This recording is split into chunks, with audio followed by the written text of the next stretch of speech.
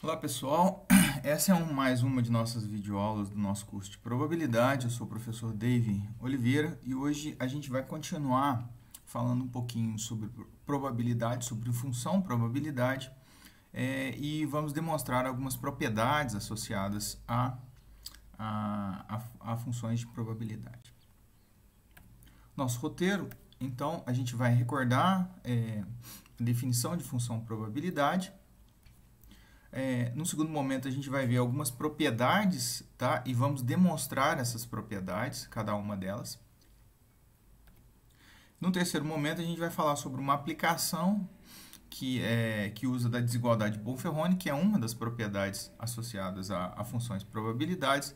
Uma aplicação que é ilustrada com um caso específico de exames, mas que é amplamente utilizada em teoria de teste de hipóteses, principalmente testes de hipóteses que necessitam de comparações múltiplas. E é o terceiro tópico que a gente vai ver. Muito bem. E por fim, né, a gente vai ver algumas generalizações, ou seja, extensões das propriedades quando a gente lida com vários conjuntos, né, vários eventos, na verdade, relacionados à função probabilidade.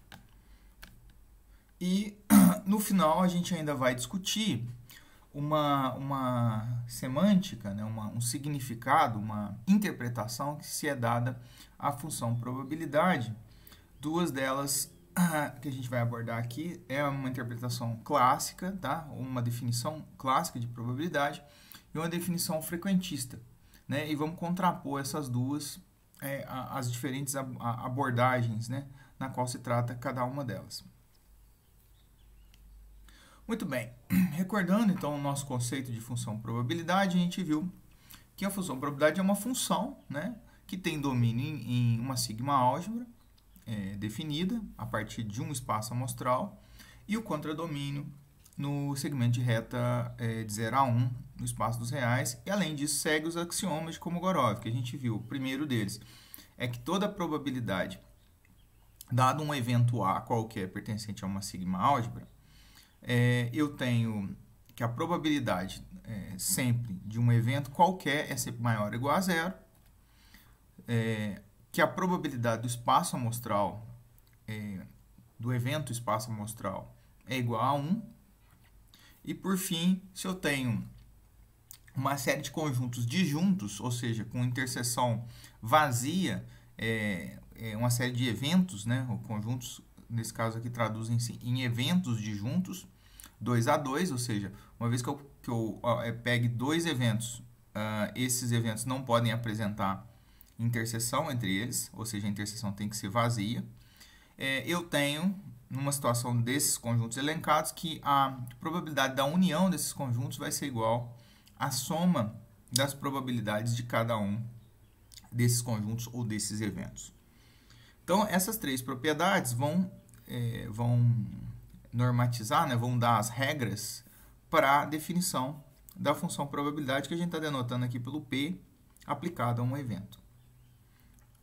Muito bem, vamos ver algumas propriedades associadas à função probabilidade, e sempre a gente vai usar a lógica de que a gente vai apresentar a propriedade e vai demonstrar baseado nos conhecimentos prévios que a gente tem. Nesse caso, considera-se a parte de teoria dos conjuntos e a própria definição dos axiomas, que a gente já colocou os axiomas de Kolmogorov. Então, vamos considerar a primeira situação a seguinte: seja P, então uma função probabilidade dada, e há um evento pertencente à sigma álgebra definida a partir do espaço amostral. Então, a primeira propriedade que a gente tem é que a probabilidade do conjunto vazio ela é igual a zero. Perceba que essa regra ela não está dentro dos axiomas. Então, como que a gente pode demonstrar essa regra? Bem, a demonstração parte da seguinte informação. A primeira a gente vai usar o axioma 2 de Kolmogorov, que nos dá que a probabilidade do espaço amostral, do evento espaço amostral, é igual a 1. Mas a gente tem que, por teoria dos conjuntos, né, por resultado de teoria dos conjuntos, a gente sabe que a união do espaço amostral, que constitui o universo nesse caso aqui, a referência do conjunto universo para... Inclusive, na verdade, isso poderia ser aplicado a qualquer conjunto, né? Mas ele é como referência o conjunto universo. A gente está considerando dos eventos possíveis. A união dele com o conjunto vazio dá o próprio espaço amostral. Então, esse desenvolvimento daqui para cá, para a segunda etapa, para essa segunda linha, ele é verdadeiro, segundo a teoria dos conjuntos. E perceba um segundo aspecto, que é que esses dois eventos aqui, eles são disjuntos. Por quê? Porque a interseção do espaço amostral com o conjunto vazio é vazia. Portanto, eles são disjuntos. Associando essa propriedade da disjunção dele, e como eu tenho a união de dois conjuntos aqui, ó, eu posso usar o axioma 3, que diz que a probabilidade da união de dois conjuntos disjuntos é igual à soma das respectivas probabilidades. Portanto, isso aqui vai ser igual à probabilidade do espaço amostral mais a probabilidade do conjunto vazio. E isso tudo igual a 1, porque a igualdade se mantém. Sendo assim, agora eu preciso só... aliás, ainda partindo do axioma 2, no axioma 2 a gente tem que a probabilidade do espaço amostral é igual a 1, portanto eu substituo o valor aqui, e ao fazer simplesmente isolando aqui a probabilidade do conjunto vazio, a gente chega no resultado que a probabilidade do conjunto vazio é igual a zero, né? Portanto, a primeira propriedade aqui demonstrada. Bem, a segunda propriedade diz o seguinte, que não está, né, nos nossos axiomas. Ela diz que a probabilidade, dado um evento A qualquer, né, que pertence à nossa sigma álgebra, a probabilidade de A vai ser igual a 1 menos a probabilidade de A complementar, onde A complementar é o conjunto complementar, né, ou é o evento complementar do conjunto A. Muitas vezes eu estou usando a palavra conjunto e estou usando a palavra evento, mas elas são sinônimos, tá? Para aqui no escopo de probabilidade, para a gente, eventos vão ser conjuntos, ou mais, para ser mais exatos, subconjuntos do nosso espaço amostral ômega. Portanto, a segunda propriedade diz o seguinte, que a probabilidade de A é igual a 1 menos a probabilidade de A complementar. Vamos para a prova, para a demonstração. A gente vai partir inicialmente do axioma 2, que nos diz que a probabilidade do espaço amostral é igual a 1. A próxima etapa é dizer o seguinte, todo espaço amostral, né, ou nesse caso, o espaço amostral como conjunto universo, ele pode ser descrito como sendo a união do A, de um conjunto A qualquer, com o seu complemento, com o seu conjunto complementar. Portanto, eu tenho a igualdade, usando teoria de conjuntos, que o nosso ômega, que é o espaço amostral, que constitui o conjunto universo, reforçando aqui, ele vai ser A unido com A complementar. Uma vez que A e A complementar são conjuntos disjuntos, portanto a interseção entre eles é vazia, eu posso aplicar o axioma 3, que diz que a probabilidade da união desses dois eventos disjuntos é a soma das respectivas uniões, da probabilidade de A mais a probabilidade de A complementar. E aí, simplesmente, basta eu isolar a probabilidade de A aqui nessa expressão e chegamos à propriedade aqui elencada. Essa é uma propriedade muito utilizada, a gente vai... todas têm muitas utilidades, mas essa em particular aqui, a frequência de vezes que a gente utiliza ela, muitas vezes em soluções de problemas práticos, vai ter uma frequência muito grande. Então, é uma propriedade a qual a gente deve se atentar. Muito bem. A probabilidade, então, supondo um evento A qualquer, a probabilidade de um evento A é sempre menor ou igual a 1. De onde que a gente vai construir a prova? A gente vai usar como referência inicial a propriedade que a gente acabou de demonstrar, que a probabilidade de A vai ser igual a 1 menos a probabilidade do seu A complementar, né? Do seu evento complementar.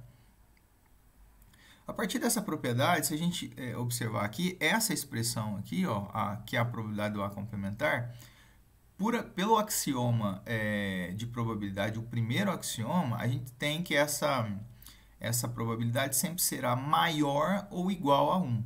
Portanto, se ela é maior ou igual a 1, eu vou ter que essa conta toda aqui, ó, vai ser sempre menor ou igual a 1, porque o limite máximo aqui, desculpa, maior ou igual a 1, perdão. Falei maior ou igual a 0, tá? Maior ou igual a 0. Aqui é maior ou igual a 0. Tá? Como aqui é maior ou igual a 0, eu tenho a subtração de 1 menos esse valor aqui. O limite máximo que eu vou ter aqui é 1 para essa expressão. Portanto, eu vou ter que a probabilidade de um evento A qualquer sempre será menor ou igual a 1. Próxima regra. Essa é uma regra que trata sobre a diferença entre eventos, né? Essa operação de diferença foi definida quando a gente trabalhou com teoria de conjuntos e ela, na verdade, é simplesmente a utilização da operação de interseção, né, do B interseção com A complementar. Agora a gente está supondo dois eventos, tá? E dois eventos que a gente não tem conhecimento nenhum sobre eles. A gente não sabe nenhuma relação entre eles em termos de operações, né, de resultado de operações, interseção, a propriedade geral. Considerando esses dois eventos, então eu digo que a probabilidade de B interseção com A complementar vai ser igual à probabilidade de B menos a probabilidade de A interseção com B. Então, reforçando que isso aqui é a diferença entre dois conjuntos, é o B menos o A, né, e a notação alternativa é a diferença entre dois conjuntos e, naturalmente, dois eventos aqui. Vamos partir para a demonstração desse resultado aqui. Então, primeiro, a gente vai partir do seguinte. A gente vai partir de B, tá? E a gente pode mostrar que B, por propriedade de conjuntos, ele pode ser descrito como B interseção com o espaço amostral. Lembre-se que o espaço amostral é o universo, portanto, propriedades associadas à interseção de qualquer conjunto com um conjunto universo é o próprio conjunto. Naturalmente, tendo a igualdade entre essas duas probabilidades. Ainda por teoria dos conjuntos, eu posso descrever que o meu espaço amostral ele é a união de A com o conjunto A complementar. Portanto, essa união aqui, ó, ela resulta no espaço amostral aqui. E o parênteses aqui está colocado aqui para manter essa operação de cima, porque lembre-se que a interseção é com o espaço amostral, portanto, eu tenho uma precedência aqui em termos de operações na minha expressão. Bem, se a gente observar aqui, essa expressão aqui, ó, eu posso desenvolver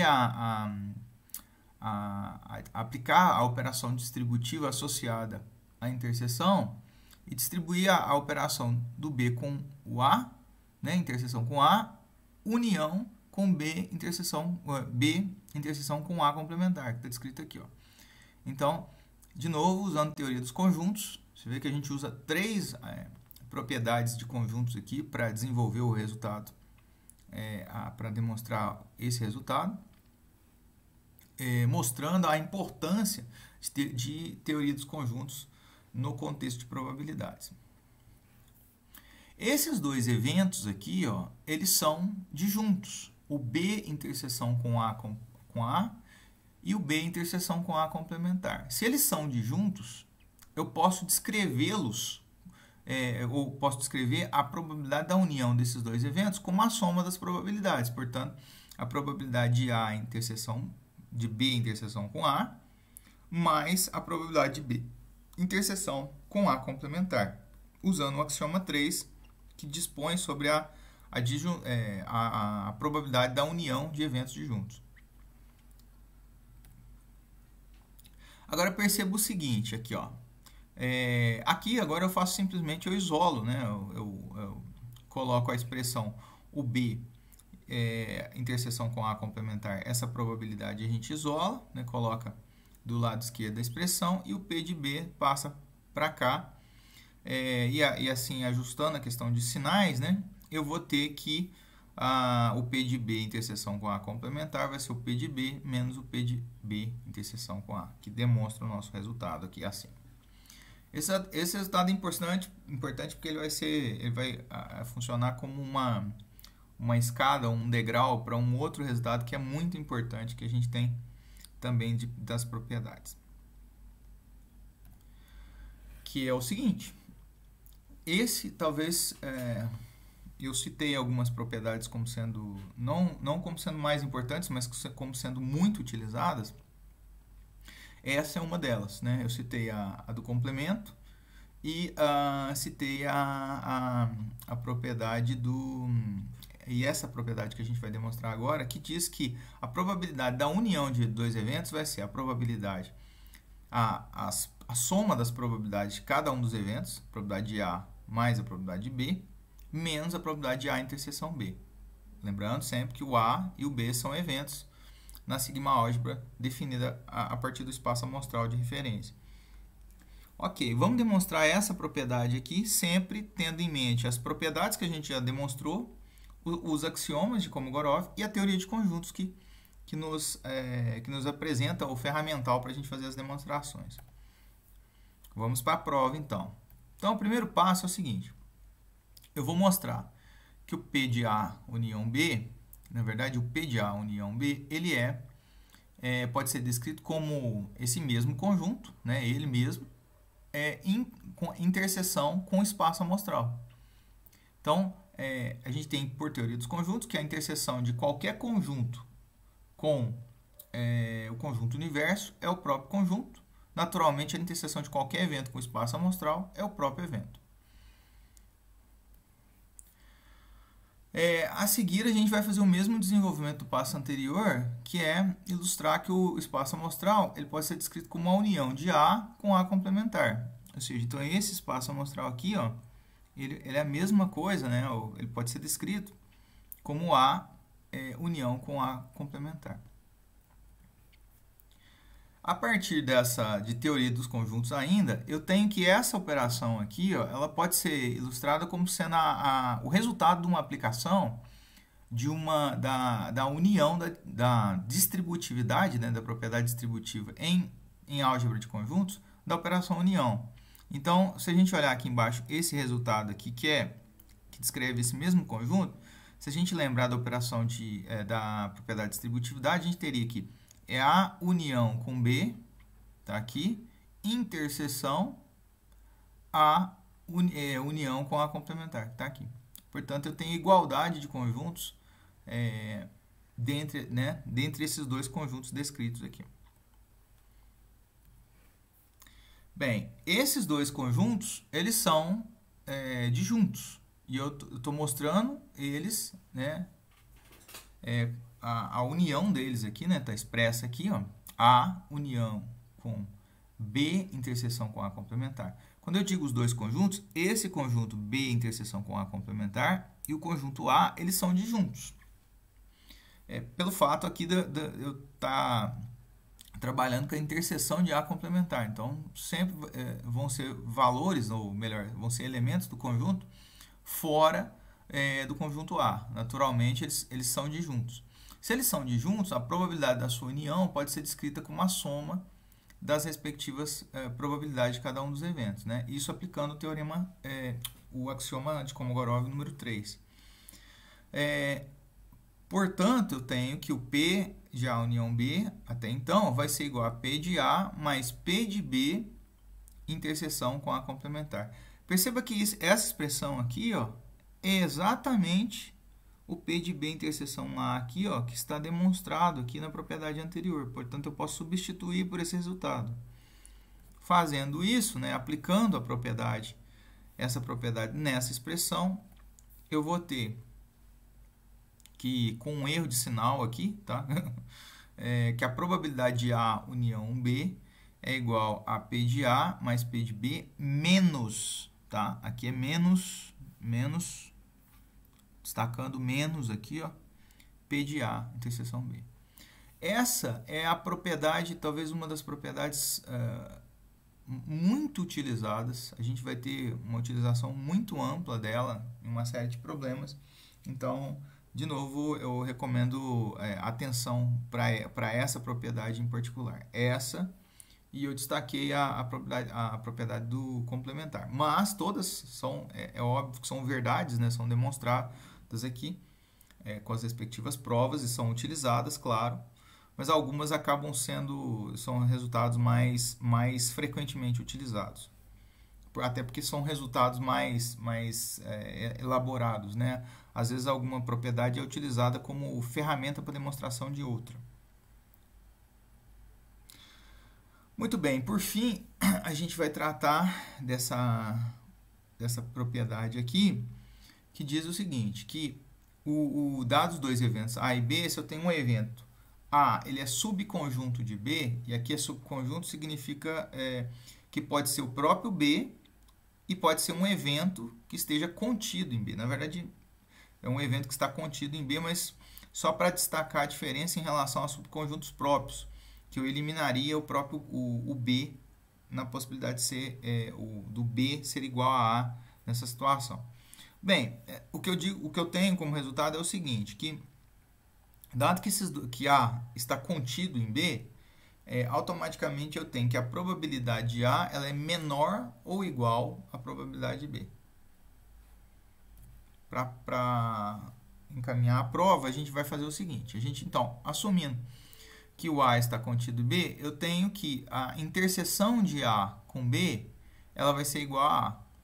Né? Automaticamente, o resultado da interseção de A com B é igual a A por teoria dos conjuntos, pela questão da definição que esse evento está contido em B. Bem, se a gente partir da premissa do axioma 1, que diz que qualquer evento que eu propuser ele é maior ou igual a zero, eu vou propor esse evento aqui, B interseção com A complementar. Tá? E ele, naturalmente, é maior ou igual a zero. P de B interseção com A complementar, se a gente utilizar da propriedade, dessa propriedade aqui, eu vou dizer o seguinte, que P de B interseção A vai ser P de B menos P de A interseção com B. Só que a A interseção com B é o próprio A. Portanto, eu vou ter como resultado que P de B interseção com A complementar, neste caso, onde o A está contido em B, vai ser P de B menos P de A. E aí, simplesmente isolando e adequando a questão de sinais, isolando a probabilidade de A e adequando a questão de sinais, a gente chega no nosso resultado, que o P de A ele é menor ou igual ao P de B. Muito bem. Agora vamos falar um pouquinho de uma propriedade, da aplicação de uma propriedade chamada desigualdade de Bonferroni. A gente vai ver a propriedade, a demonstração e vamos ver uma aplicação prática dela numa situação construída aqui, mas ela tem uma ampla aplicação, principalmente na parte de testes de hipótese, testes de comparação múltipla, que é uma área de inferência. Ou seja, ela é uma ferramenta para situações práticas em testes de hipótese dessa natureza. O que diz essa propriedade, né? Essa desigualdade? A desigualdade de Bonferroni, ela diz o seguinte, que ela na verdade limita, ela dá um limite mínimo, né? Ou seja, um chão, um valor mínimo para a probabilidade de A interseção B, né? E ela é utilizada quando a gente tem os valores, as probabilidades de A e B bem altas. Então, a gente quer saber, quando você trabalha com a interseção desses dois eventos, qual o limite mínimo para essa interseção. Portanto, né, esse limite mínimo é dado por P de A mais P de B menos 1. Ou seja, a probabilidade de A interseção B ela sempre vai ser maior ou igual, ou seja, tem um valor superior ou igual, na pior das hipóteses, a P de A mais P de B menos 1. Bem, como é que a gente faz a demonstração desse resultado? A gente inicialmente vai desenvolver Vamos fazer alguns desenvolvimentos. A gente sabe que P de A união com B pode ser descrito por uma demonstração que a gente fez de uma propriedade anterior, que vai ser descrito como a probabilidade de A mais a probabilidade de B menos a probabilidade de A interseção B. Tá? Ou seja, eu posso simplesmente trocar aqui a expressão, né? Trocar a disposição das expressões e tomar que a P de A interseção com B vai ser igual a P de A mais P de B menos P de A interseção com B. Então, eu só troquei esse termo ao lado da equação desses dois termos aqui. Agora, perceba que esse termo aqui, ele é sempre, como ele é um evento qualquer, essa probabilidade sempre será maior ou igual a zero, pelo axioma, o primeiro axioma de Kolmogorov.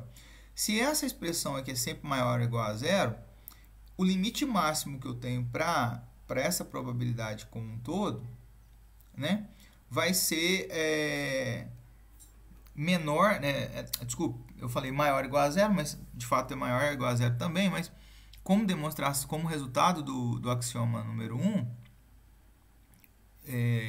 não do axioma número 1, mas de uma propriedade associada, esse valor aqui sempre será menor ou igual a 1. Então, aqui eu defino um limite, poderia definir um limite máximo, mas também poderia definir um limite mínimo, que seria o maior ou igual a zero, que é, no caso aqui, o que a gente vai utilizar. Portanto, aplicando esse axioma aqui, ó, se o valor máximo aqui, ó, pode ser 1, né? Esse valor aqui, ó, da probabilidade do A interseção B, no mínimo, ele vai ser a probabilidade de A mais a probabilidade de B menos o 1 aqui, ó, que é o limite máximo aqui. Então, ele vai ser disso para cima, né? Ou, né, o valor será ou esse valor aqui, igual a esse valor, ou maior, visto que essa probabilidade sempre será menor ou igual a 1, né? Essa probabilidade associada aqui. Muito bem, com isso a gente chega na demonstração do nosso resultado para o limite mínimo da probabilidade da interseção. Agora vamos ver uma aplicação que é na área de exames clínicos, e a gente vai tratar de um assunto recorrente durante o período da gravação dessas aulas, que é o coronavírus, né? Então, hoje a gente tem um dos problemas, na verdade, que tecnológicos face a essa pandemia é a correta identificação, né, dos doentes. Portanto, exames que sejam ao mesmo tempo baratos e tenham uma qualidade nos exames. E a gente vai discutir justamente essa questão da qualidade dos exames. Esse documento aqui, que está disponível pela Anvisa, é um documento que detalha sobre, o próprio título diz aqui, ó, a acurácia dos testes diagnósticos registrados na Anvisa para a Covid. Então, todos os testes que são comercializados no Brasil, eles precisam estar aprovados, testes, nesse caso, para a detecção do coronavírus, ou da doença, né, do Covid. Esses testes têm que estar regulamentados, né, eles têm que estar aprovados na Agência Nacional de Vigilância Sanitária, que é a Anvisa. Tá? E esse documento aqui, quando ele diz acurácia, ele está dizendo sobre, são indicadores de qualidade dos testes, dos exames. Ou seja, existem testes que têm uma qualidade maior, outros testes têm uma qualidade menor. Muito bem, então, quando a gente trata de um exame ou de um teste para diagnóstico de Covid, a gente tem duas situações possíveis quando se aplica o teste. Primeiro, o exame pode ser positivo, ou seja, o indivíduo, né, o teste afirma que o indivíduo tem a doença, ou o exame pode ser negativo, no qual o indivíduo não teria a doença, ou não teria a presença do vírus ou de anticorpos, a depender da natureza do teste. Só que em qualquer situação de exame, eu posso ter que o indivíduo, na realidade, esteja doente ou saudável. Portanto, eu vou ter um quadro de resultados aqui, ó, que vai ser possíveis, que vão ser exames positivos em doentes, exames positivos em saudáveis, exames negativos em doentes e exames negativos em indivíduos saudáveis. Perceba que essas duas situações aqui, quando o teste identifica-se como positivo um indivíduo doente ou como negativo um saudável, isso é um acerto, ou seja, o teste se saiu bem. Nesse caso aqui ele fez o que ele tinha que, o que ele estava proposto, né, a detectar. Nesse caso tem dois tipos de acertos aqui, né? São chamados na área específica como verdadeiro positivo, ou seja, você identificou positivamente o indivíduo, corretamente, verdadeiramente. E o verdadeiro negativo, né? Que você identificou um indivíduo que está saudável, né? Nesse caso, o teste deu negativado. Mas, em contrapartida, eu tenho duas situações que são situações de erro do teste. Os testes também eles estão sujeitos a erros, não são infalíveis. E as duas situações colocadas são exatamente as destacadas aqui em vermelho, que é quando o teste identifica, ele não identifica a presença do vírus ou do anticorpo ou da doença em um indivíduo que está doente, ao mesmo tempo que ele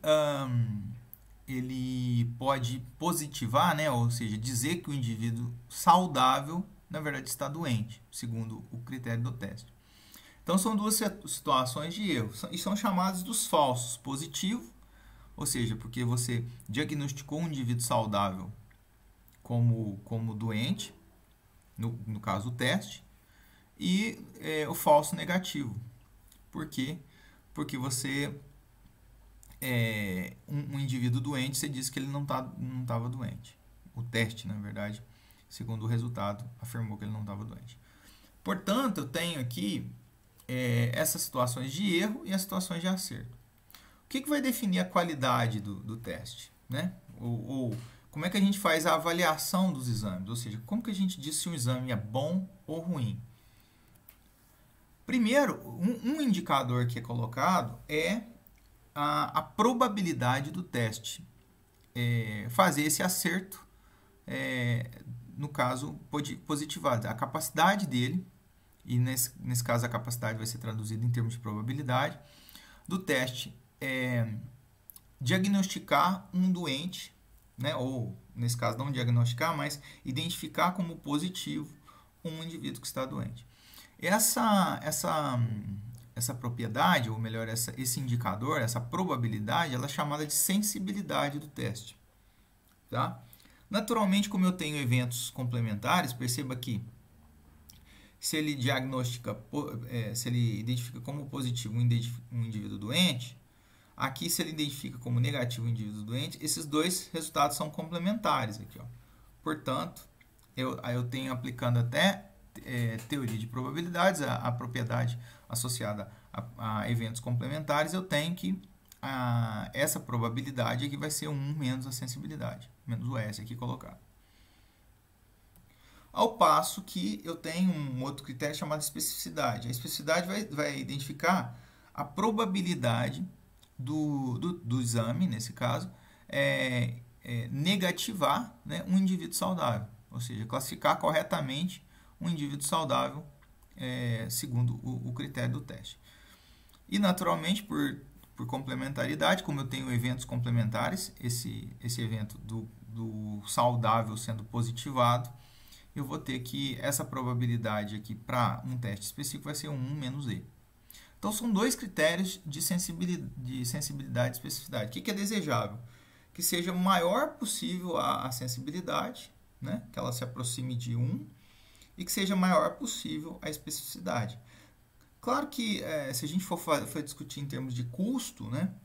Quanto maior a sensibilidade de um teste, né? Geralmente ele é mais caro. É claro que a gente fica sempre buscando melhores exames, né? com relação de custo-benefício, com maior sensibilidade e maior especificidade, que sejam mais baratos. Muito bem, se a gente olhar no relatório da Anvisa, nesse relatório específico sobre os testes, aqui tem o detalhamento dos testes, né? E os dados, algumas informações sobre os testes. E em destaque, eu vou destacar 2 testes em específico aqui. Esse primeiro teste aqui, ó, que tem justamente a informação de sensibilidade. Esse teste é o One Step COVID 2019 Test, né? E aqui tem algumas informações sobre a questão de metodologia do teste, como que ele procede. Mas eu estou mais interessado no critério de sensibilidade, ó, que está destacado aqui. Nesse caso, para esse teste, que eu estou denotando como sendo A, tá? Aliás, desculpa, eu estou denotando aqui como um teste A. O evento que a gente vai considerar como evento A aqui, para a gente escrever probabilidade, vai ser a probabilidade dele classificar positivamente um indivíduo doente. Então, eu vou considerar isso como um evento A. A probabilidade do evento A, naturalmente, é a sensibilidade de A, que está dada aqui, ó, no relatório como 86,43%. De forma análoga, eu vou escolher um outro teste, tá? Nesse caso aqui, o MED-TEST COVID-19, um teste rápido de coronavírus, IgG. E a sensibilidade desse teste, segundo o relatório, vai ser de 97,40%. Veja que o evento aqui é o mesmo, só que eu estou utilizando um outro teste. Esse teste tem uma sensibilidade menor e esse teste tem uma sensibilidade maior. O que acontece é que os testes, alguns perfis de teste, né, alguns testes têm característica de sensibilidade menor. Portanto, a gente procede um segundo teste com uma qualidade maior, e naturalmente, nesse caso, a qualidade refere-se à especificidade ou sensibilidade, para fazer uma checagem, né, para fazer podemos falar, com uma confirmação do resultado do primeiro teste. Muito bem, então, eu considerei os eventos A e B como sendo a classificação correta dos indivíduos doentes, tá? E a gente vai chamar aqui de eventos A e B. Nesse caso, se eu considerar A interseção B, significa o seguinte, que os 2 testes foram ok, simultaneamente. E aí eu vou usar essa ideia de um teste de confirmação. Eu aplico um teste e aplicaria um segundo teste para fazer a confirmação. Nesse caso, os 2 testes darem ok, né, classificarem corretamente o indivíduo doente, que eu vou trabalhar com a sensibilidade aqui, eu tenho esse evento, P de A interseção B. Portanto, pelo nosso limite da desigualdade de Wolff-Rayonde, eu tenho que o P de A interseção B ele é maior ou igual que P de A mais P de B menos 1.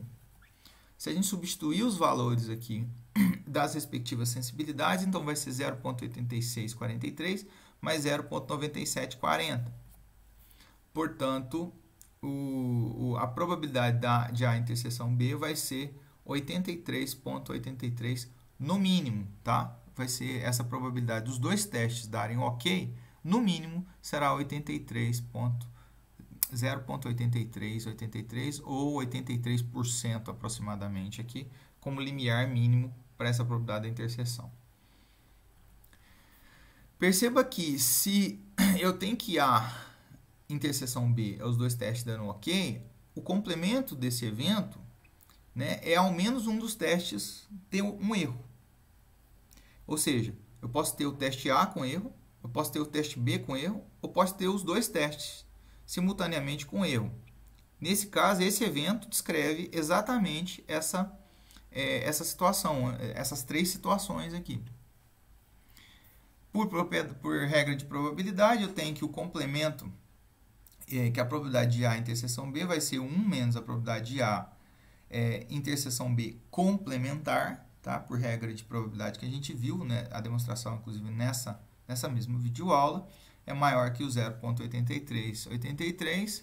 Naturalmente, isolando aqui os termos, eu tenho que a probabilidade de ao menos um dos testes dar erro no mínimo, ou desculpe, no máximo, nesse caso aqui, porque é um limiar máximo, de 16% aqui, fazendo simplesmente isolando essa probabilidade e rearranjando os sinais e a desigualdade. Bem, vamos ver algumas generalizações, ou seja, até então a gente está aplicando propriedades só a um evento, o evento A como referência, ou a dois eventos, que é o evento A e B.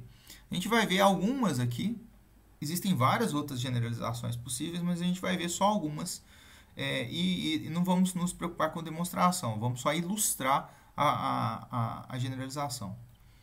Então a primeira delas é o seguinte, vamos imaginar um espaço amostral que seja, né, um espaço amostral colocado, e a gente vai, a partir desse espaço amostral, propor uma partição. Lembrando que é uma partição, teoria dos conjuntos.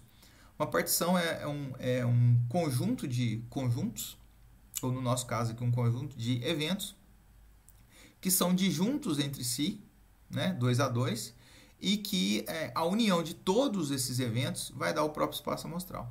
Nesse caso, eu estou ilustrando aqui a partição, aqui, ó. Eu sempre uso a ideia do quebra-cabeça como sendo uma boa referência para ilustrar a partição. Perceba que todos os eventos aqui são disjuntos, né? Eles não têm interseção, C1, C2, C3, desculpe, C1, C2, C3 e C4. E ao mesmo tempo, se a gente uni-los todos, né? Fizer a união de todos, a gente vai ter o próprio espaço amostral como resultado. Nesse caso, eu estou fazendo uma partição com quatro eventos, tá? Mas eu poderia propor com qualquer número de eventos que eu quisesse. Aqui é só para facilitar a demonstração do resultado. Vamos pensar, imaginar então um conjunto A qualquer, tá? Que esteja, ele poderia estar em qualquer lugar aqui do espaço amostral, né? Poderia ser qualquer conjunto, mas eu ilustrei dessa forma aqui, mas de uma forma diferente, o resultado seria o mesmo. Esse conjunto A, eu posso descrever ele da seguinte forma, como A interseção com C1 unido com A interseção com C2, que é essa parte em azul, em destaque em azul, a primeira ainda em vermelho, união com A interseção com C3, em verde, união com A interseção com C4. Então, eu posso descrever o conjunto A dessa forma. E percebo que todos esses conjuntos em destaque com as cores, eles são disjuntos. Ou seja, a interseção entre eles é vazia. Portanto, se a interseção... Bem, né, aqui eu posso generalizar naturalmente a operação de união entre todos esses conjuntos, né, em destaque aqui, as interseções de todos os conjuntos da partição com o conjunto A, e todos eles são disjuntos, o que me diz o seguinte, se eu quiser calcular a probabilidade de A, então vai ser a probabilidade da união de todos esses conjuntos, da interseção do conjunto A com as respectivas partições.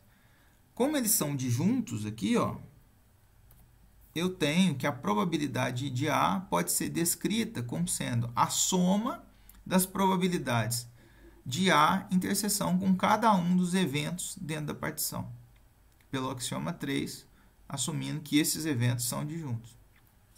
Naturalmente, essa regra pode ser generalizada. A gente considerou uma partição aqui com 4 eventos, mas eu posso considerar quantos eventos eu quiser. Fazendo essa generalização, eu tenho como resultado que a probabilidade de A pode ser descrita como sendo a soma, né, para todo I presente na partição, né, da probabilidade de A interseção com o evento CI aqui, que está pertencente a essa partição. Bem, uma segunda generalização que a gente vai ver aqui, existem outras, né, mas a gente vai ver só essas duas, seja... novamente, um espaço amostral, e agora eu vou propor aqui eventos AI contidos naturalmente no meu espaço amostral. Eu vou propor 2 eventos, então vamos considerar aqui um caso com um A1 e com um A2, tá? 2 eventos aqui. Eventos quaisquer poderiam estar dispostos de qualquer forma aqui. Eu tenho que a probabilidade de A1 união com A2, ela pode ser descrita como sendo a probabilidade de A1 está em verde aqui, mais a probabilidade de A2 menos a probabilidade da interseção de A1 com A2. Tem destaque aqui nessa região rachurada. Isso aqui é uma das propriedades que a gente viu na nossa videoaula. Como eu sei que esse termo aqui, por uma propriedade de probabilidade, que é, na verdade, pelo axioma número 1, ele é sempre maior ou igual a zero, para qualquer evento que eu propuser, eu vou ter que essa expressão aqui, ó, ou melhor, que a probabilidade de A1 unido com A2, ela é sempre menor ou igual, ou seja, o patamar máximo para ela, do que a probabilidade de A1 somado com a probabilidade de A2, para o caso de dois eventos.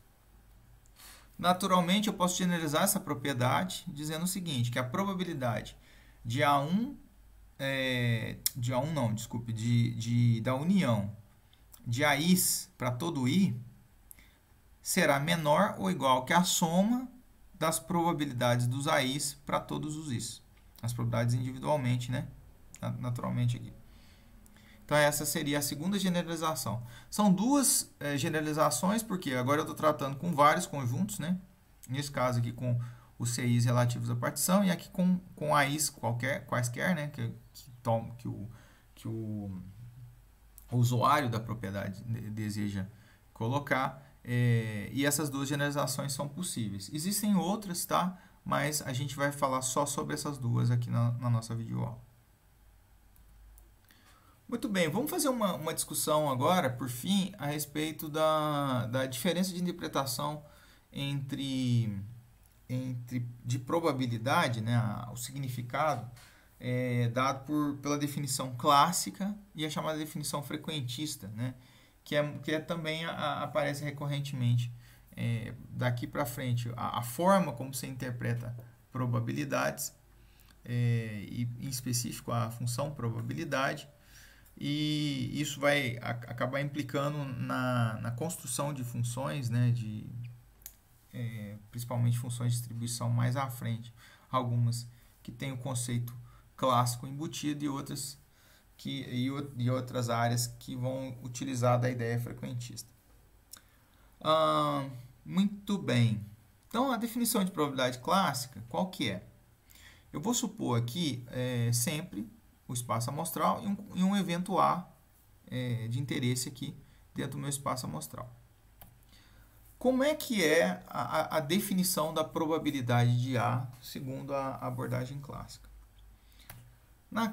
Eu vou tomar o exemplo do lançamento de dados, tá, como um exemplo, e aí a gente vai ilustrar como que é a semântica, né, qual que é o significado de probabilidade para os clássicos. No caso do lançamento de dados, a gente tem um espaço amostral que é composto de 6 faces, né? São os resultados possíveis dado o lançamento de um dado. Nesse caso, 1, 2, 3, 4, 5 e 6. E o evento A de interesse eu vou colocar como sendo uma face específica. Nesse caso, a face 1. Tá? Perceba que quando eu quero a probabilidade de A, eu estou interessado com a probabilidade do evento, né, da face 1 aqui, nesse exemplo específico. Essa probabilidade vai ser definida pelos clássicos como o número, né, ou o tamanho do conjunto do evento A de interesse, nesse caso da face 1, dividido pelo tamanho do seu espaço amostral. Então, naturalmente, aqui a gente tem um conceito de simetria, né? Vamos dizer assim, todos os eventos individualmente, ou todos os elementos do meu espaço amostral, eles têm o mesmo, aspas, peso na construção da função probabilidade. Então, essa é a visão clássica. A visão clássica sempre parte de que você pode, a priori, né, ou antes da observação propriamente dita do fenômeno, elencar essas probabilidades, ou construir essa probabilidade. Nesse caso aqui, naturalmente, a probabilidade é 1/6, né? Mas o mais importante é a regra de construção aqui, ó, que vai ser o quê? que vai a segunda clássica, ela sempre vai tomar que a probabilidade de um evento A vai ser o tamanho desse evento, né, o número de elementos nesse evento, se o conjunto for enumerável, se for não enumerável, o tamanho dele, sobre alguma determinada medida, dividido pelo tamanho do espaço amostral, né, o número de elementos no espaço amostral. Eu coloco essa anotação aqui, a anotação mais particular, que eu chamo dessa definição de probabilidade como ex ante. Por quê? Porque você conceitua a probabilidade, ou, né, estabelece valores para a probabilidade antes da observação do fenômeno em si. Eu não preciso lançar os dados para saber a probabilidade de alguns eventos específicos no dado. Ao contrário da frequentista, na qual a gente vai ilustrar a mesma situação prática, e como seria a definição de probabilidade frequentista. No caso da frequentista, a gente vai tomar a mesma situação, que é o lançamento de um dado, tá? Com respectivos espaço amostral 1, 2, 3, 4, 5 e 6, e o evento A de interesse, o evento contendo a face 1, né, o resultado da face 1. E a gente vai proceder lançamentos, né? Agora, eu não vou definir essa probabilidade anterior ao lançamento. Eu vou observar o fenômeno algumas vezes para construir a probabilidade, né? A ideia de probabilidade. Então, vamos supor que eu lancei o primeiro dado, né? O primeiro lançamento do dado e o resultado deu 1. O segundo lançamento deu 2. O segundo lançamento também deu 2. O terceiro deu 1. O quarto deu 3. O quinto deu 4. O sexto lançamento, esse é o sexto ou sétimo? Sétimo lançamento, né, na verdade, deu 2. E eu vou proceder uma série de lançamentos, né? Nesse caso aqui eu vou considerar como sendo N repetições, N lançamentos aqui desse experimento. Eu vou ter que eu vou considerar que a frequência de A, né, ou a frequência observada de A vai ser o número de vezes que eu observei o A dentro dos lançamentos dividido pelas N realizações, né, ou as N repetições desse experimento. Então, isso aqui é a frequência relativa deste evento, nesse caso o evento A, observado ao longo das repetições.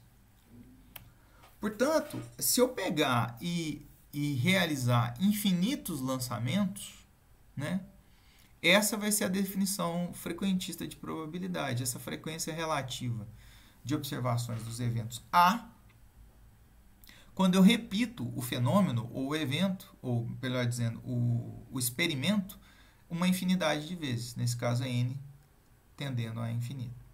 Eu chamo essa definição como ex post, porque na verdade agora a gente está definindo o valor da probabilidade após a realização do fenômeno, né? Após a observação dos resultados obtidos no fenômeno. Ambas essas definições elas convergem para a construção axiomática, então elas obedecem à construção axiomática, claro, é natural, mas são visões diferentes, né? São interpretações diferentes de como você deve abordar a função probabilidade. Algumas observações finais que eu gostaria de fazer. Primeira é que as propriedades, qual é a grande vantagem das propriedades em qualquer ramo específico da matemática, e em particular da estatística e, no caso específico aqui, de probabilidades. Elas servem de simplificação, elas são instrumentos para facilitar a nossa vida, né, em algum aspecto, seja em alguma conta, né, seja em alguma álgebra específica. Ela permite-nos a simplificação e, portanto, a simplificação vai ajudar bastante, né? Um exemplo que eu cito é, em muitos casos, computacionalmente, às vezes um cálculo de uma probabilidade que é muito complexo, dado a aplicação de várias propriedades, ele pode se tornar bem mais simples, bem menos oneroso, custoso, ou seja em gasto de memória, ou seja em tempo de execução, por exemplo, do software. Segundo item que eu queria destacar é a desigualdade de Von-Ferroni, né? Ela é aplicada numa área específica de teste de comparações múltiplas. Na verdade, em quaisquer testes múltiplos que você aplica, testes de hipótese múltipla, você pode aplicar a ideia da correção de Von-Ferroni, que usa o conceito da desigualdade de Von-Ferroni, e também é outra ferramenta muito utilizada, principalmente quando você tem testes simultâneos, né? A aplicação de testes simultâneos. No caso do exemplo, eu usei só 2 exames de Covid, mas eu poderia trabalhar com 2 exames específicos para diagnosticar uma única doença, né? E isso acontece muito, às vezes 2 exames, um exame de sangue e um outro exame complementar. Todas essas situações poderiam ser utilizadas no exemplo em questão. E só destacando aqui, ó, né, a questão da interpretação que a gente mostrou ao final da visão clássica e frequentista, mas existe ainda uma outra forma de enxergar, que é o paradigma bayesiano, né, que também que incorpora algumas novidades em termos de interpretação, e que, não diria novidades, mas incorporam uma interpretação um pouco mais abrangente, principalmente do que a gente considera de parâmetros, né, associados a modelos probabilísticos, mas que vocês vão ver que é muito utilizado também ultimamente. Bem, com isso a gente finaliza essa videoaula sobre probabilidades, e eu vejo vocês numa próxima.